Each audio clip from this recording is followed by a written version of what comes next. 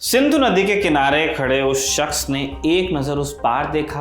बस धारा पार करने की देर थी, वो दुनिया के सबसे वैभवशाली देश को अपनी मुट्ठी में कर सकता था। ताकत भी थी और जुर्रत भी, लेकिन उसने ऐसा किया नहीं और लौट गया। पीछे छोड़ गया एक सवाल। मध्य एशिया का सबसे क्रूर शासक, जिसने अपने साम्राज्य को यूरोप तक पहुंचा दिया था, जिसके बारे में कहा जाता था कि दुनिया की कोई फौज उसे नहीं हरा सकती, उसने भारत पर आक्रमण क्यों नहीं किया। नमस्ते, मेरा नाम है निखिल और आप देख रहे हैं तारीख, जिसमें आज हम बात करेंगे मंगोल सरदार चंगेज खान की।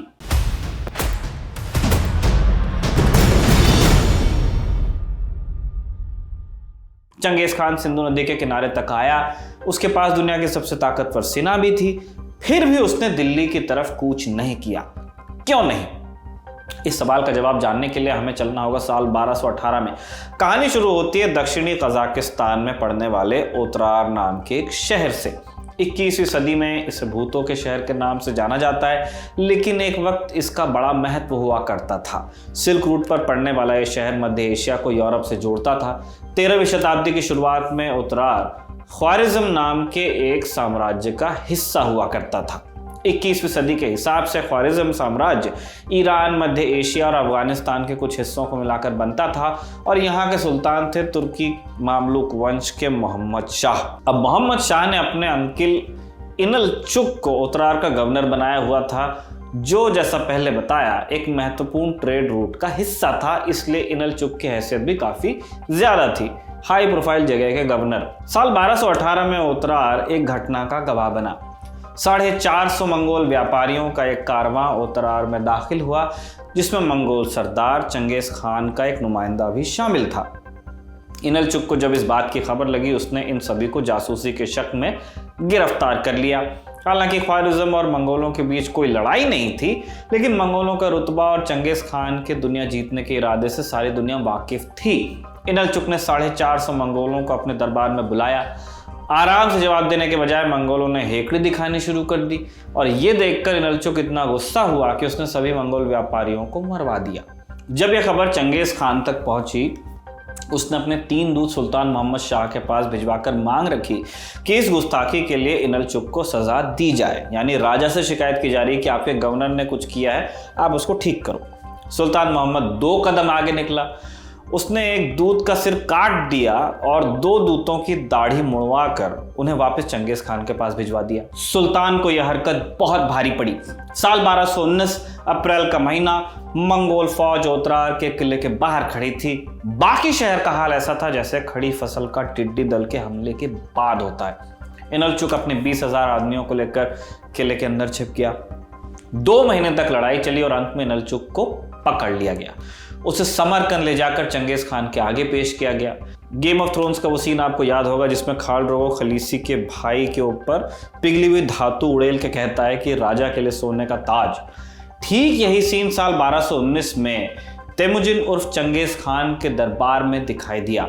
लेखक जेरेमाया कार्टन की किताब द मंगोल्स के अनुसार अंतर बस इतना था कि चंगेज खान ने इनलचुक के कानों और आंख में पिघली हुई चांदी भर दी थी। चंगेज खान यहीं नहीं रुका।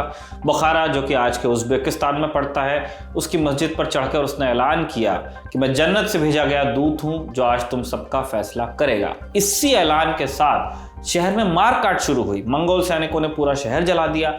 यहां से चंगेज खान समरकंद पहुंचा और यहां उसने लोगों को गुलाम बनाकर उन्हें अपने बीवी बच्चों में बांट दिया। शहर का वो हाल हुआ कि उसने दोबारा बसने में कई दशक लिए। ख्वारिज्म के जर्रे जर्रे को चंगेज खान की फौज ने नेस्तो नाबूद कर डाला। दुनिया के सबसे बड़े साम्राज्यों में से एक को मंगोल फौज ने यूं खत्म किया जैसे बच्चों का खेल हो।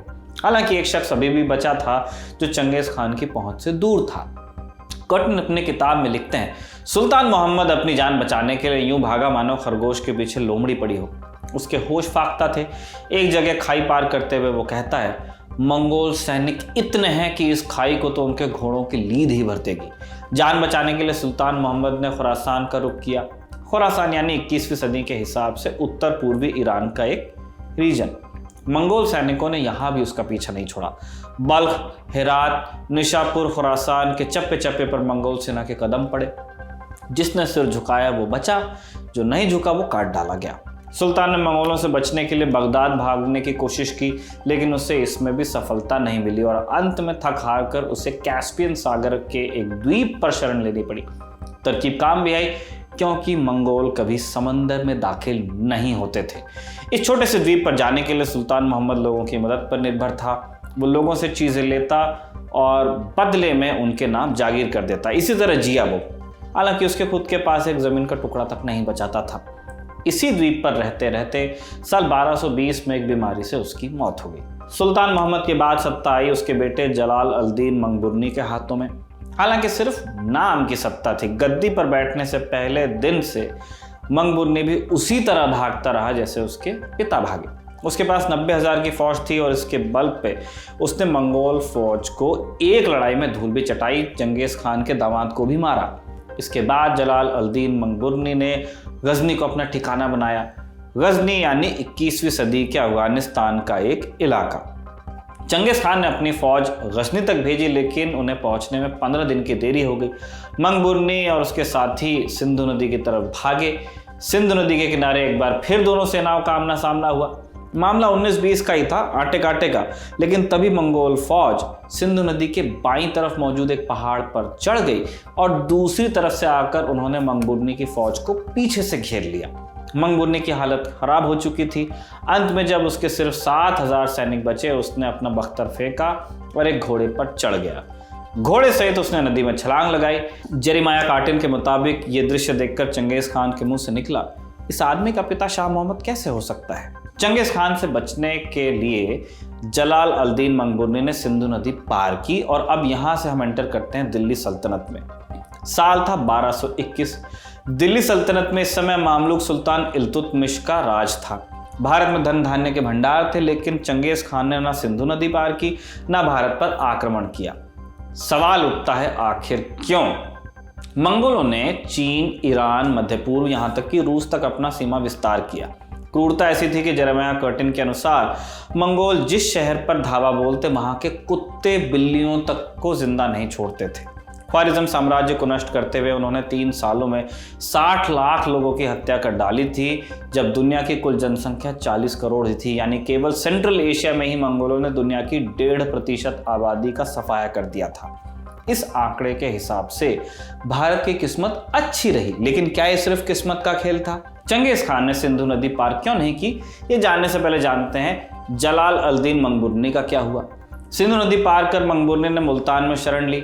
यहां से उसने दिल्ली के सुल्तान इल्तुतमिश को एक संदेश भेजा और दिल्ली में अपने लिए शरण मांगी। इल्तुतमिश ने चतुराई दिखाई, जल्दबाजी नहीं दिखाई। उन्होंने मंगबुरनी के दूत का स्वागत सत्कार किया, लेकिन जल्दी कोई जवाब नहीं दिया। इल्तुतमिश को पता था कि यह दोधारी तलवार है। मंगबुरनी को शरण दे दी तो चंगेज खान के कोप का भाजन बढ़ना पड़ सकता था, और शरण नहीं दी तो ख्वारिज़्म की सल्तनत से दुश्मनी हो जाती। इसलिए इल्तुतमिश ने बहुत दिनों तक बहाने बनाए। कभी कहा कि दिल्ली का मौसम ठीक नहीं है, तो कभी कहा कि आपके लिए नया महल बनाकर पेश करूंगा, आप तब आना। थक हार कर मंगबुरनी ने लाहौर में शरण लेने में ही अपनी भलाई समझी। हालांकि ये कहानी का एक वर्जन है। मुगल इतिहासकार अबुल फजल के अनुसार इल्तुतमिश ने मंगबुरनी के दूत को जहर देकर मरवा दिया था और बदले में उसे बहुत से तोहफे देकर ईरान की ओर रवाना कर दिया था। दूत को जहर दिया, मंगबुरनी को हीरे जवाहरात। एक और इतिहासकार फरिश्ता के अनुसार जैसे मंगबुरनी सिंध की सीमा तक पहुंचा, इल्तुतमिश ने फौज भेजकर उसे पीछे खदेड़ दिया। इस दौरान मंगोलों की 2 छोटी टुकड़ियां मुल्तान तक आईं, लेकिन उन्होंने दिल्ली सल्तनत पर आक्रमण की कोशिश नहीं की। बाकायदा चंगेज खान भी लौट गया और फिर कभी वापस मुड़कर देखने की उसने कोशिश नहीं की। मंगोल इतिहास पर लिखी गई किताब सीक्रेट हिस्ट्री ऑफ मंगोल्स के अनुसार सिंध के किनारे चंगेज खान को एक सींग वाला एक जानवर दिखाई दिया था। इस बात को अपशकुन मानकर उसने भारत पर आक्रमण का विचार त्यागा और वापस लौटा। ऐसे कई मिथक और भी हैं, लेकिन जिन बातों की संभावना ज्यादा हो सकती है, प्लॉजिबल जो रीजंस हो सकते हैं, वो कुछ और है। जेरेमाया कर्टिन की किताब द मंगोल्स के अनुसार चंगेज खान के इस अभियान के दौरान उनका विशाल मंगोल साम्राज्य बिखरने लगा। कई जगह बगावतें शुरू हो गई और इस कारण उसने लौटना चुना।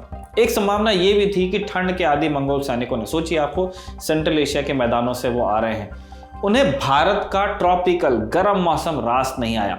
इस तर्क को इस बात से बल मिलता है कि मंगोल फौज ने मुल्तान और सिंध के कुछ हिस्सों में छापेमारी की, लेकिन वो यहां से जल्दी लौटे। एक और कारण हो सकता है चंगेज खान की उम्र। चंगेज खान की उम्र 60 साल की हो चुकी थी। ऐसे में संभव है कि वो आगे युद्ध करने की मंशा न रखता हो। चंगेज खान की भारत पर आक्रमण न करने का सबसे मजबूत कारण माना जाता है दिल्ली सल्तनत की सूझबूझ को। दिल्ली के सुल्तान इल्तुतमिश ने चंगेज खान के दुश्मन को अपने यहाँ शरण नहीं दी। इस तरह वो मंगोलों से सीधी टक्कर लेने से बचे। मंगोलों की दिल्ली सल्तनत से कोई सीधी दुश्मनी वैसे भी नहीं थी, लिहाजा ये एक और कारण हो सकता है कि चंगेज खान सिंधु के किनारे से लौटा और उसे दोबारा लौटने का कभी मौका नहीं मिला। 1227 में चंगेज खान की भी मौत हो गई। हालांकि आगे आने वाले सालों में मंगोलों ने वंशजों ने भारत पर आक्रमण की कई कोशिशें की, लेकिन वो भारत पर कब्जा करने में कभी सफल नहीं हुए। चंगेज खान की मौत के बाद मंगोलों के भारत पर आक्रमण की कहानी कभी और सुनाएंगे। आज के एपिसोड को यहीं पर विराम देते हुए विदा लेते हैं। इस एपिसोड को लिखा था हमारे साथी कमल ने और कैमरे पर इसे जतिन ने रिकॉर्ड किया था। आप देखते रहिए दिल और टॉक।